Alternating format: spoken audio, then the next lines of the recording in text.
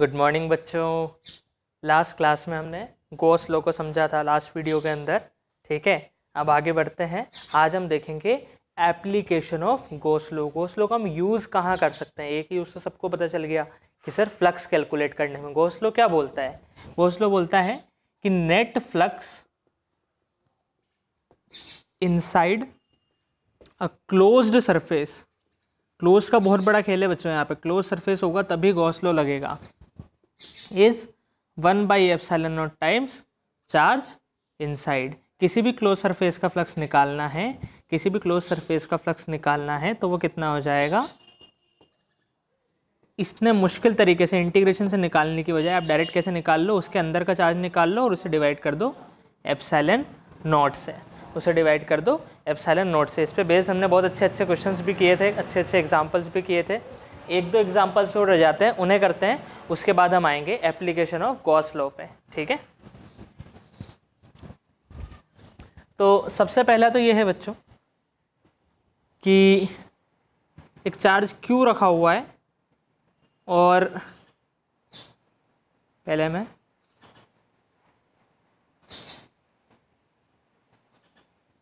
ये है Q, ये एक हेमिस्फेयर जिसकी रेडियस है R, तो मैं निकालना है और ये ओपन है। ठीक है ना, ये ऊपर से खुला हुआ है, ऐसा नहीं कि पैक्ड है ये, और ये बिल्कुल ऊपर ही रखा हुआ है। उसके जस्ट जैसे ये अपना हेमिस्फेयर, इसके यहाँ पे चार्ज रखा हुआ है। तो मेरा सवाल है find the flux through hemisphere. इस हेमिस्फेयर में से फ्लक्स निकालो। निकालो भाई।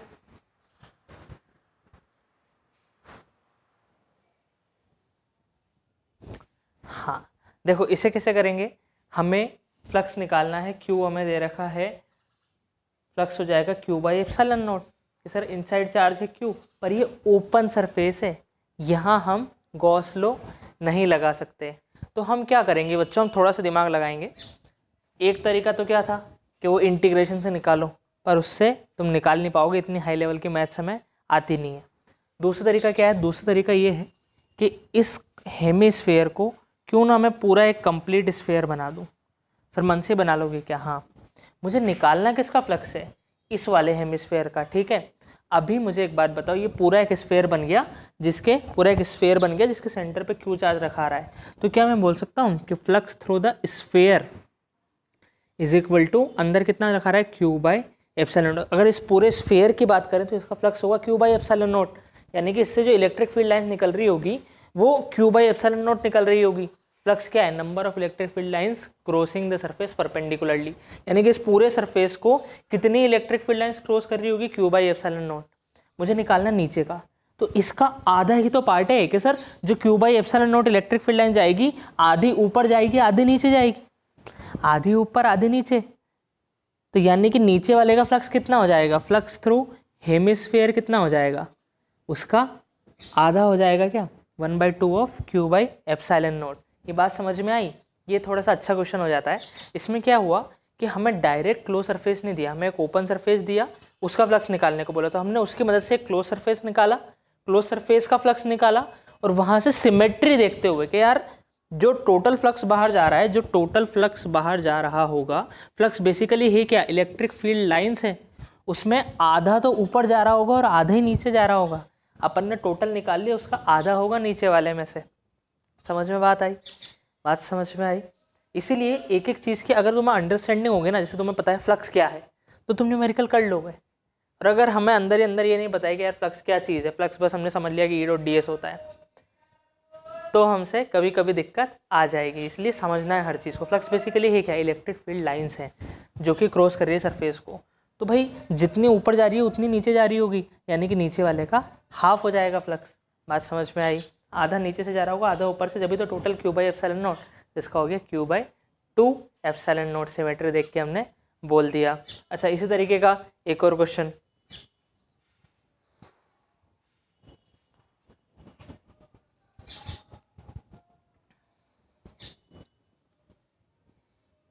देखो ये बोर्ड में पूछा गया है कि एक प्लेट है, जो कि इस तरीके से रखा रही है, इसकी साइज़ है ए, स्क्वायर प्लेट है ये, ठीक है ना। ये ऐसे रखी हुई है यूँ, और इस प्लेट से कुछ डिस्टेंस ऊपर यहाँ पे मैंने एक चार्ज रख दिया। इस प्लेट के सेंटर से a/2 डिस्टेंस ऊपर, कितनी डिस्टेंस, a/2 डिस्टेंस ऊपर यहाँ पे मैंने चार्ज रख दिया q। मेरा सवाल है find net flux through the plate, find net flux through the plate. इस प्लेट में से नेट फ्लक्स निकालो। चलो कोशिश करो। सर प्लेट तो एक ओपन सरफेस है, इसका फ्लक्स कैसे निकाले? E.ds, और इलेक्ट्रिक फील्ड तो हर पॉइंट पे अलग अलग है, फिर इंटीग्रेशन हमारे बस की बात नहीं है। तो क्या करें? तो एक काम करते हैं ना, कि तुम ये इमेजिन करो कि ये एक पूरा का पूरा क्यूब है।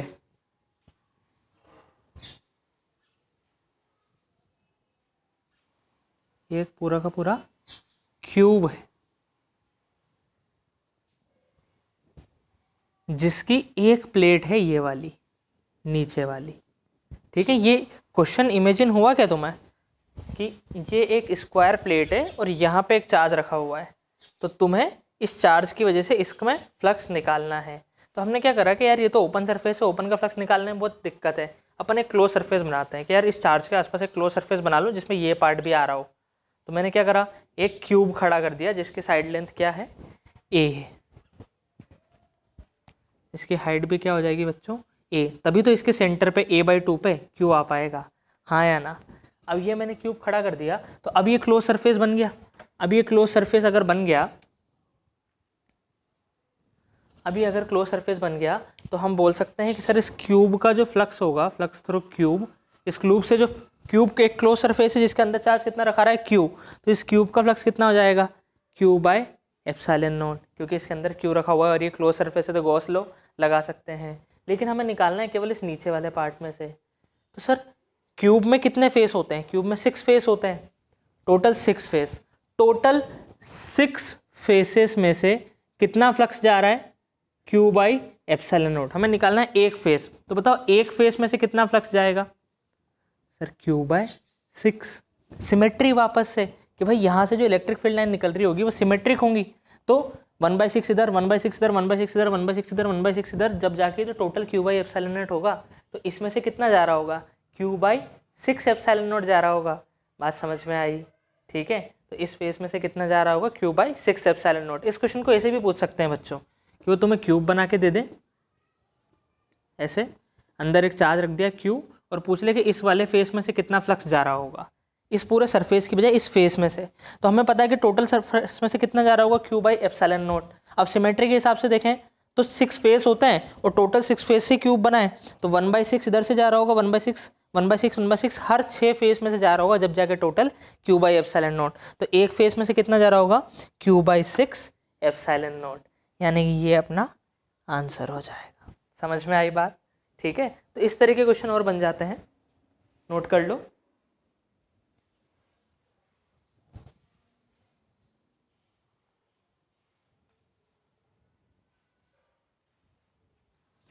चलो आगे बढ़ते हैं।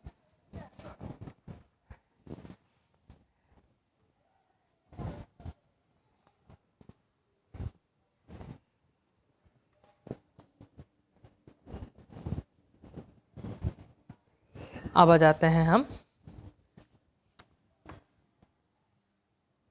Application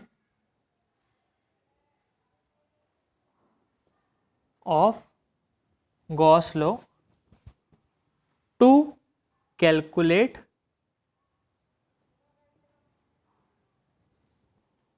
electric field. Application of Gauss law to calculate electric field.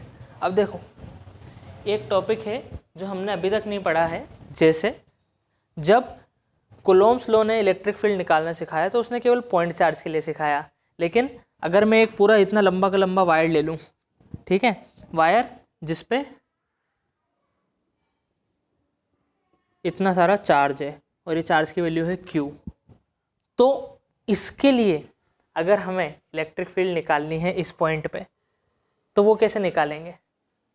अब या तो इसका एक तरीका होता है जो कि इंटीग्रेशन होता है, उससे बहुत मेहनत लगती है, लेकिन एक और तरीका है जिसकी मदद से हम निकाल सकते हैं, गॉस लॉ की मदद से।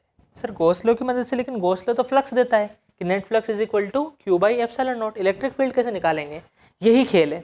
इस खेल को अभी समझ गए तो अब जितने भी डेरिवेशन आएंगे अलग अलग चीज़ों की वजह से अपन फील्ड निकालेंगे। एक लाइन चार्ज की वजह से फील्ड निकालेंगे इलेक्ट्रिक फील्ड, और एक सरफेस चार्ज के भाई एक पूरा का पूरा सरफेस है, रेक्टेंगल है या स्क्वायर है, उस पर मैंने चार्ज दे दिया, उसकी वजह से फील्ड निकाल लेंगे। या फिर एक स्फेयर है, स्फेयर बॉल, उस पर चार्ज दे दिया तो उसकी वजह से फील्ड निकाल लेंगे। समझ रहे हो मेरी बात को, कि जब पॉइंट चार्ज ना रहे, सिलेंडर हो गया, एक वायर हो गया लंबा का लंबा, या फिर एक शीट हो गई पूरा जैसे पेपर होता है ना वैसा, उस पर चार्ज दे दिया, पॉइंट चार्ज नहीं रहा, इसकी वजह से इलेक्ट्रिक फील्ड के क्यू बाई आर स्क्वायर नहीं रहेगी, अलग आएगी। तो उसे निकालने का एक तरीका होता है इंटीग्रेशन, वो बहुत लेंदी हो जाता है।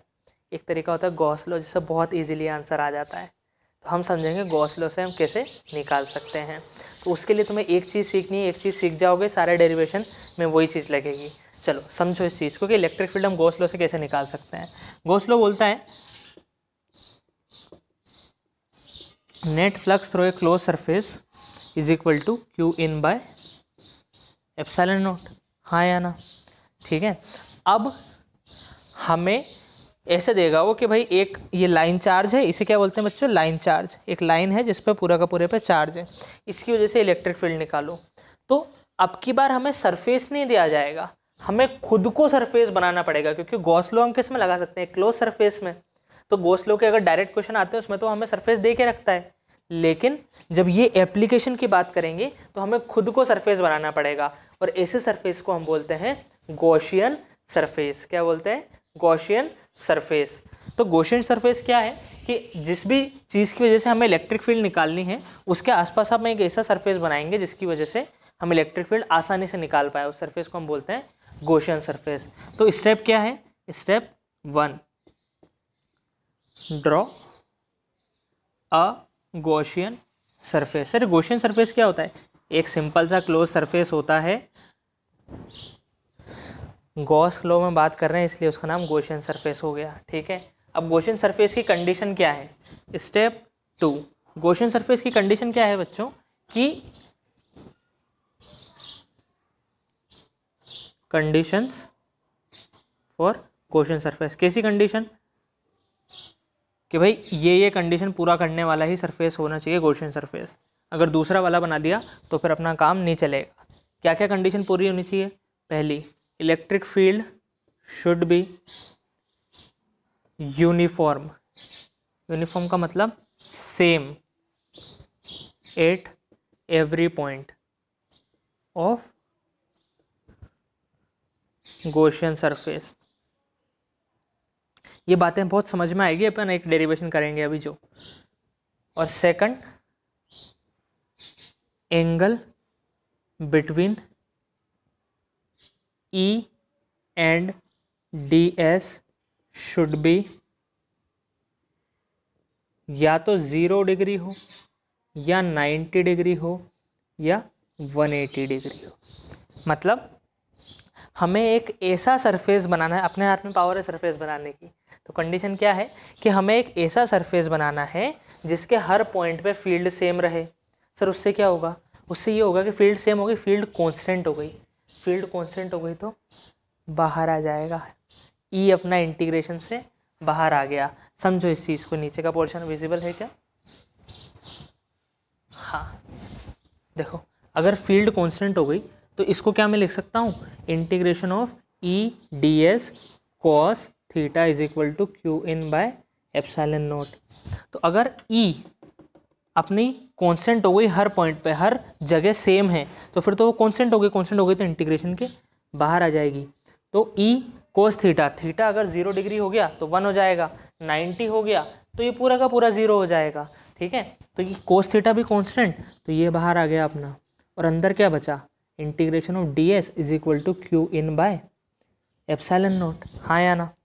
अब देखो इंटीग्रेशन ऑफ डी एस क्या हो जाएगा, उसका सरफेस एरिया, जो भी अपन ने सरफेस लिया है उसका एरिया, वो तो हम डायरेक्ट जान लेंगे कि भाई स्फेयर लिया है तो 4 पाई आर स्क्वायर, क्यूब लिया है तो 6s स्क्वायर। इस तरीके से जो भी हम सरफेस लेंगे उसका एरिया तो हमें पता होगा, तो इसका इंटीग्रेशन क्या हो जाएगा, E cos theta into s is equal to q in by epsilon naught. अब कोस थीटा और एस मल्टीप्लाई में डिवाइड में चले जाएंगे, तो ये हो गया 1 by epsilon naught q in by s cos theta. यहाँ से अपनी इलेक्ट्रिक फील्ड आ जाएगी। ये बात समझ में आई कि भाई इंटीग्रेशन करने की ज़रूरत ही नहीं पड़ेगी। अगर हमने गॉसियन सरफेस इतना सोच समझ के ले लिया कि ये जो चीज़ें हैं ये कांस्टेंट हो जाए, तो ये बाहर आ जाएगी, इंटीग्रेशन करने की ज़रूरत ही नहीं पड़ेगी, सीधे ds का इंटीग्रेशन एस हो जाता है, सरफेस एरिया का फॉर्मूला लगाएंगे, इलेक्ट्रिक फील्ड आ जाएगी। बात समझ में आई कि सर इधर का फ्लक्स अपन ने निकाल लिया गॉस लॉ की मदद से Q in by epsilon naught, और इधर हमने सरफेस ही ऐसा लिया था कि ई और ds बाहर आ गए, ई और कोस थीटा बाहर आ गए, ये एस, तो यहाँ से इलेक्ट्रिक फील्ड अपन निकाल लेंगे। बात समझ में आई, नोट करो, इसे हल्का सा दिमाग में रखना। अब एक एग्जांपल लेके बता रहा हूँ, पूरा समझ में आएगा, ठीक है, नोट कर लो।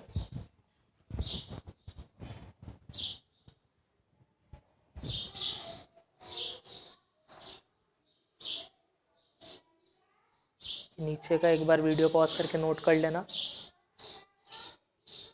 1 2 3, ठीक है।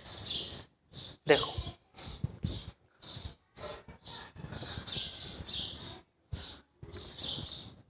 अब एप्लीकेशन में जो सबसे पहली एप्लीकेशन आती है गॉस लॉ की, मैं बस वही लूँगा, देखो जो बोर्ड पर्सपेक्टिव से इंपॉर्टेंट है। जेई पर्सपेक्टिव वाली सारी चीज़ें हम बाद में करेंगे, एक बार हमारा बेस कंप्लीट हो जाए उसके बाद, ठीक है।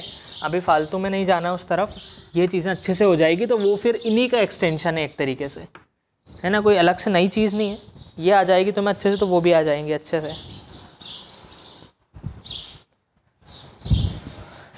एप्लीकेशन नंबर 1, ठीक है, क्या है application, use of Gauss law to calculate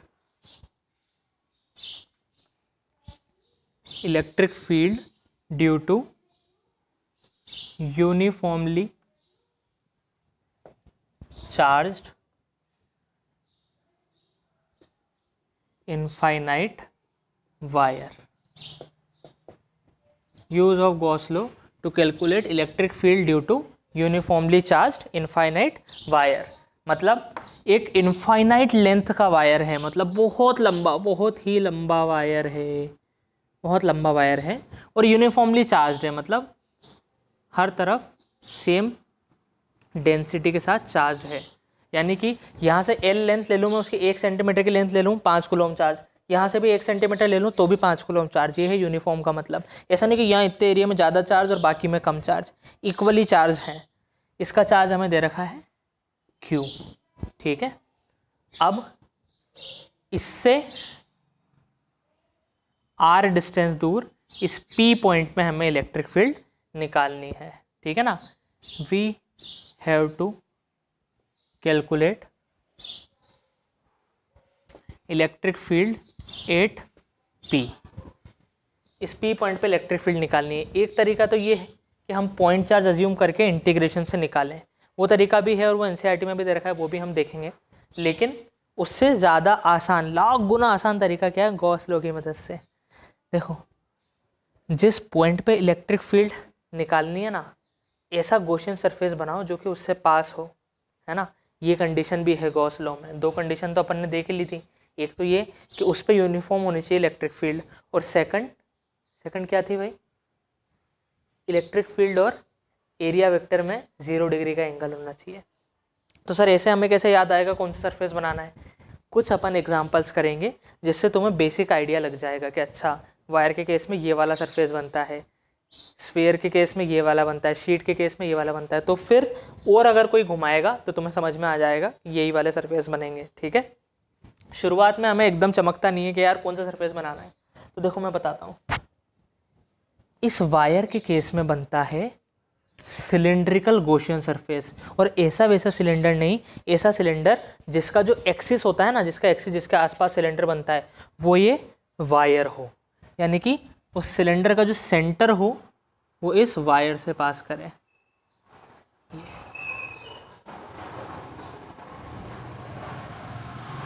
उस सिलेंडर का जो सेंटर हो वो इस वायर से पास करो, और सिलेंडर को कहाँ से पास कराया मैंने, इस P पॉइंट से कराया।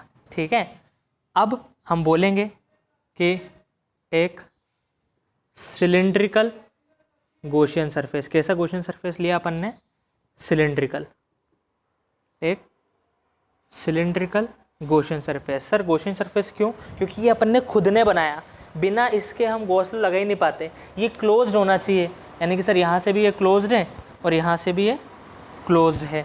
एक सिलेंड्रिकल गॉसियन सरफेस हमने बनाया क्योंकि हमें गॉस लॉ लगाना है, गॉस लॉ की मदद से इलेक्ट्रिक फील्ड निकालनी है। ठीक है, हुज एक्सिस इज वायर, उसका एक्सिस कौन है, ये वायर है। ठीक है, अब सर सिलेंडर ही क्यों, चलो देखते हैं। देखो सिलेंडर यहाँ की अगर मैं बात करूँ तो यहाँ पे एरिया वेक्टर किधर होगा बच्चों, एरिया वेक्टर होगा इस तरफ, और इस जो ये लाइन चार्ज है इसकी वजह से इलेक्ट्रिक फील्ड कैसी होगी, सर यहाँ से यूँ, यहाँ से यूँ, यहाँ से यूँ, यहाँ से यूँ, यहाँ से यूँ, इस तरीके से ये लाइन चार्ज, इसकी वजह से इलेक्ट्रिक फील्ड सर इधर भी होगी, इधर भी होगी, इधर भी होगी। अगर मैंने एक सिलेंडर ले लिया, अगर मैंने एक सिलेंडर ले लिया तो इसका एरिया वेक्टर भी इधर, इलेक्ट्रिक फील्ड भी इधर, इसका एरिया वेक्टर इधर, इलेक्ट्रिक फील्ड भी इधर। ये बात नजर आई कि सर इस लाइन चार्ज की वजह से जो इलेक्ट्रिक फील्ड जाएगी, इस लाइन चार्ज की वजह से इलेक्ट्रिक फील्ड ऐसी जाएगी, टिंग टिंग टिंग टिंग टिंग, इस तरीके से इलेक्ट्रिक फील्ड जाएगी, हाँ या ना। अब ये 2D है तो मैं दो ही साइड दिखा सकता हूँ, वरना हर तरफ जाएगी, इस तरफ भी, इस तरफ भी, इस तरफ भी, उस तरफ भी। तो जब मैंने सिलेंडर ले लिया बच्चों, ये इलेक्ट्रिक फील्ड हो गई। ठीक है, अब जब मैंने सिलेंडर ले लिया तो इस सरफेस के परपेंडिकुलर कौन सा होगा, सर यही तो होगा, यानी कि ये एरिया वेक्टर की डायरेक्शन हो जाएगी, हाँ या ना। सर जिधर इलेक्ट्रिक फील्ड उधर ही एरिया वेक्टर, तो ई और एस में कितना एंगल हो गया, 0 डिग्री हो गया। जिधर इलेक्ट्रिक फील्ड उधर ही एरिया वेक्टर, क्योंकि यही परपेंडिकुलर है, ये ही परपेंडिकुलर है, ये ही परपेंडिकुलर, एरिया वेक्टर सरफेस के परपेंडिकुलर होता है, तो ई और एस में 0 डिग्री का एंगल हो गया। Second condition fulfilled. और यहाँ से हर पॉइंट, इस सिलेंडर का हर एक पॉइंट वायर से सेम डिस्टेंस की दूरी पे है, ये भी आर, ये भी आर, ये भी आर, सारे के सारे सेम डिस्टेंस की दूरी पे है। सिलेंडर का हर पॉइंट वायर से सेम डिस्टेंस की दूरी पे है, तो इलेक्ट्रिक फील्ड भी हर पॉइंट पे सेम आएगी। सेकंड कंडीशन भी फुलफिल हो गई। यानी कि सर हमने एक ऐसा सरफेस लिया जिससे कि ई और एस में कितने का एंगल आए, 0 डिग्री का, और इलेक्ट्रिक फील्ड हर जगह यूनिफॉर्म। तो जब भी एक वायर दिया जाए तो कैसा सरफेस लेंगे अपन, सिलेंड्रिकल। गॉसियन सरफेस कैसा होगा अपना, सिलेंड्रिकल होगा। ठीक है, अब एक गड़बड़ है, सर वो क्या, यही थोड़ी ना सरफेस है, ये दो भी तो सरफेस है। एक सिलेंडर के 3 सरफेस होते हैं, बताया था ना, एक तो कर्व्ड सरफेस, एक ये वाला सर्कल और एक नीचे वाला सर्कल। ठीक है, तो सर इन सर्कल का एरिया वेक्टर किधर होगा, इस सर्कल का एरिया वेक्टर होगा ऊपर, सर इसके परपेंडिकुलर बाहर की तरफ, और इलेक्ट्रिक फील्ड किधर जा रही है, इस तरफ जा रही है, तो इनके बीच में एंगल कितना हो गया, 90 डिग्री हो गया। बात समझ में आई। ऐसे ही इस सर्कल का एरिया वेक्टर किधर होगा, नीचे, और इलेक्ट्रिक फील्ड जा रही है इस तरफ, इनके बीच में भी एंगल 90 डिग्री। तो बेसिकली देखा जाए तो सर सिलेंडर में 3 सरफेस होते हैं, एक तो ये मान लिया S1, एक इसे बोल दिया S2, एक इसे बोल दिया S3। ठीक है, अभी डायग्राम मत बनाना, अभी बस समझो, फिर मैं बता दूंगा डायग्राम बनाना भी कैसे है।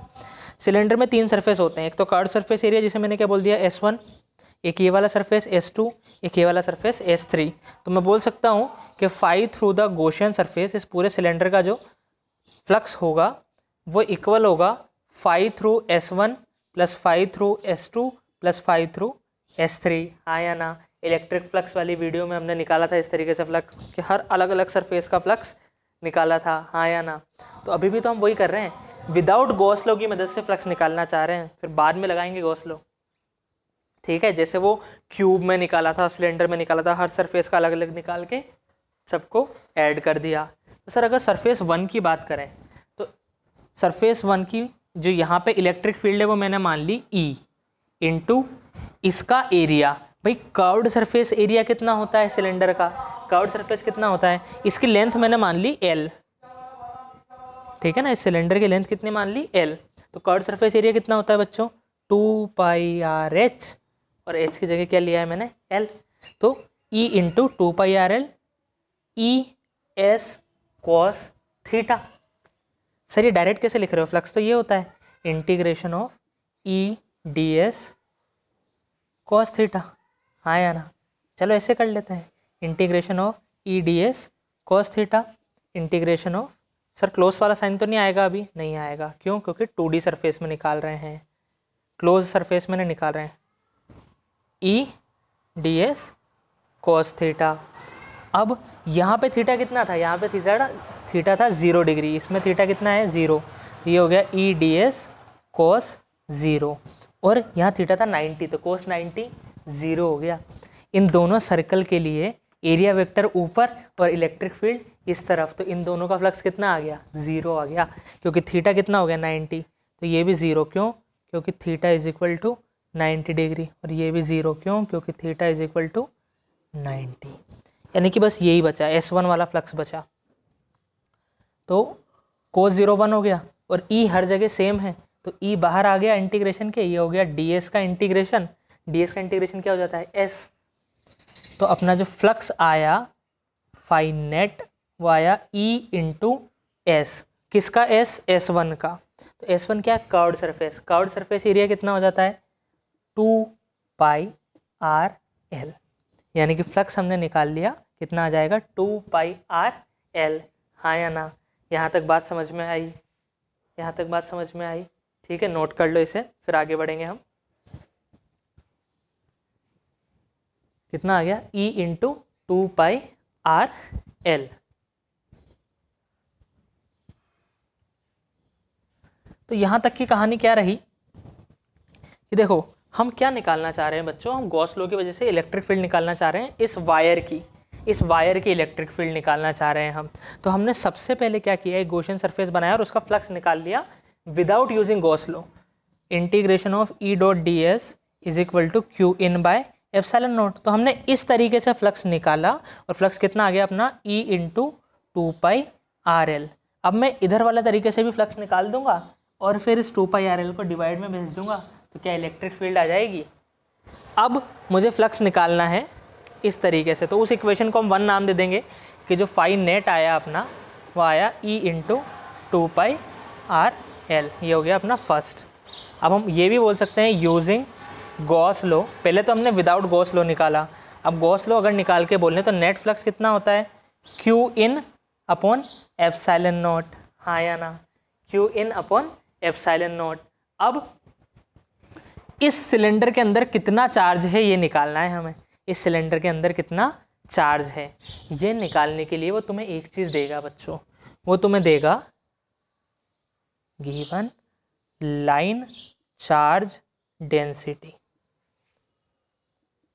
लाइन चार्ज डेंसिटी वो देके रखेगा लेमडा। लाइन चार्ज डेंसिटी का मतलब क्या है, लाइन चार्ज डेंसिटी का मतलब है 1 मीटर लेंथ में कितना चार्ज।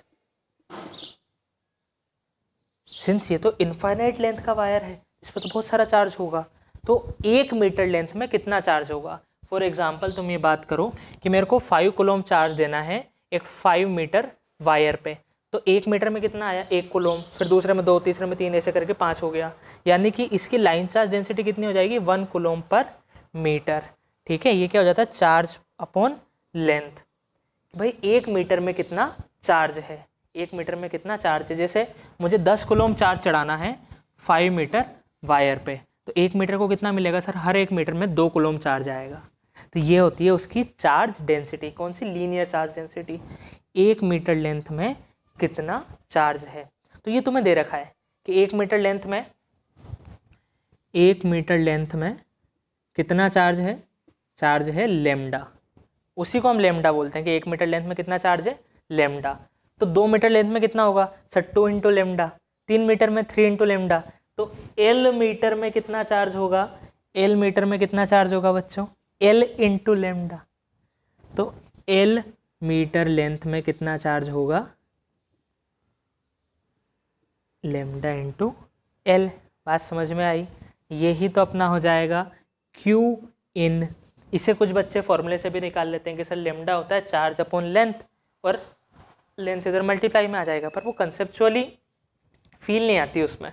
ठीक है, लेमडा का मतलब समझो, लेमडा का मतलब है कि अगर मैं इस वायर, कोई भी एक वायर है उसकी 1 मीटर लेंथ लूँ तो उसमें जितना चार्ज आएगा ना, जैसे 5 कूलम चार्ज आया तो लेमडा हो गया 5, 1 मीटर में 100 कूलम चार्ज आया तो लेमडा आ गया 100, यानी कि उस वायर की 1 मीटर लेंथ में कितना चार्ज है वो होता है लेमडा।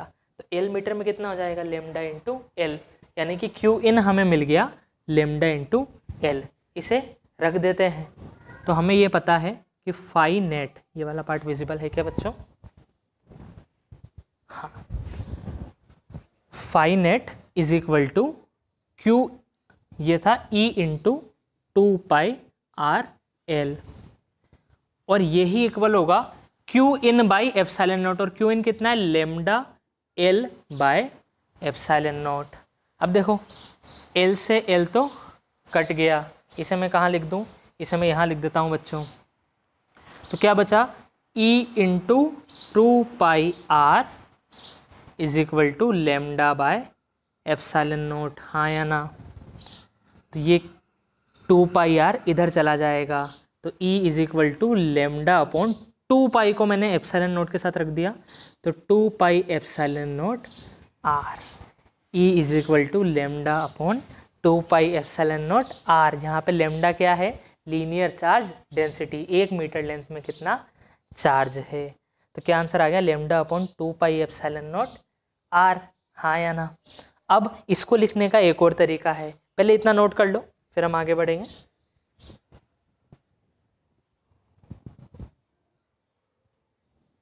ठीक है,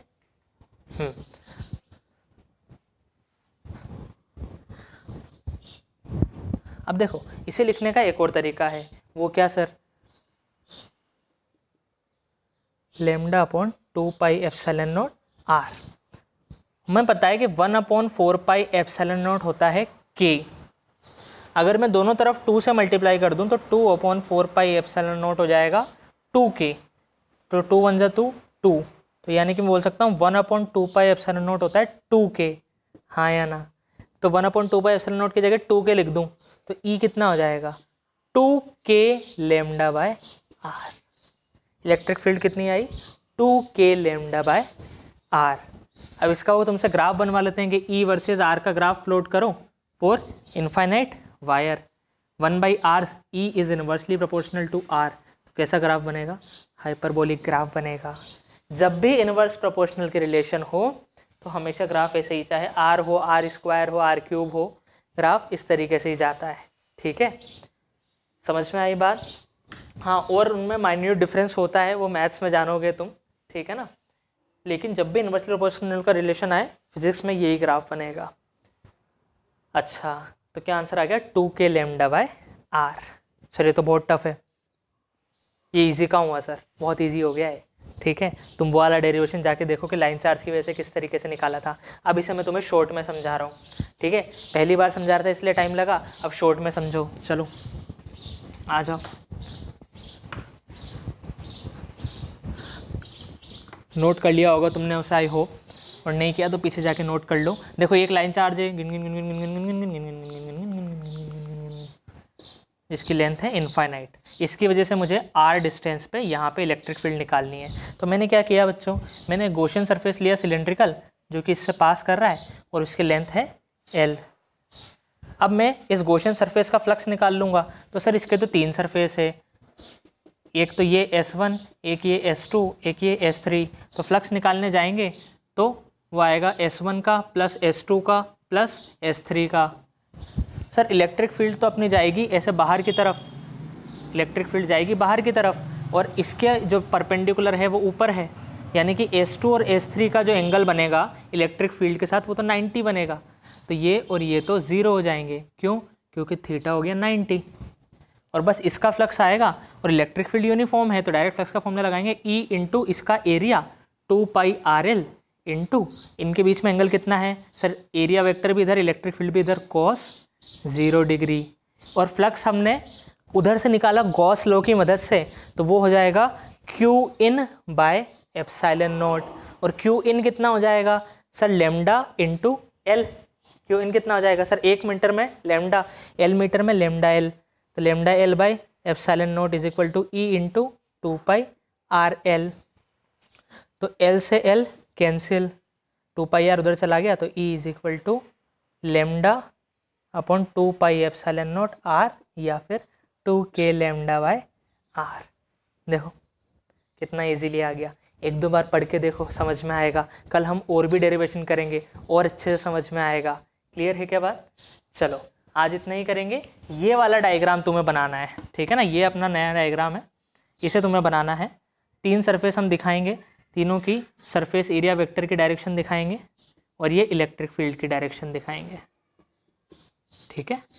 ये वाला डायग्राम हमें बनाना है। आज इतना ही, चलो बाय।